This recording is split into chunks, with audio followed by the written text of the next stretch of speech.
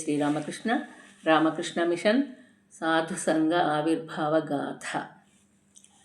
సన్యాస దీక్షకు నాంది. 1886 జనవరి నెల మొదటి పక్షంలో ఒకరోజు శ్రీరామకృష్ణుల శిష్యులలో పెద్ద గోపాల్ అని పిలువబడే ఒకరు గంగానది ఒడ్డున నివసిస్తున్న సన్యాసులకు జపమాలలు, కాషాయ వస్త్రాలను పంచిపెట్టాలనే కోరికను వ్యక్తం చేశాడు.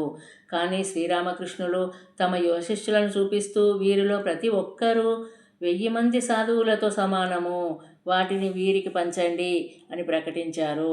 పెద్ద గోపాల్ వాటిని గురుదేవులకు సమర్పించారు. శ్రీరామకృష్ణులు శుద్ధి చేసిన జపమాలలు, కాషాయ వస్త్రాలు తమ శిష్యులలో కొందరికి పంచిపెట్టారు. ఈ విధంగా రామకృష్ణ మఠం యొక్క మొదటి సన్యాసుల సమూహం స్వయంగా శ్రీరామకృష్ణుల నుండి దీక్షను పొందారని చెప్పవచ్చు.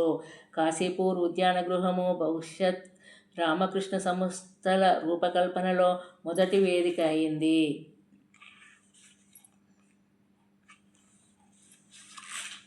జై శ్రీరామకృష్ణ.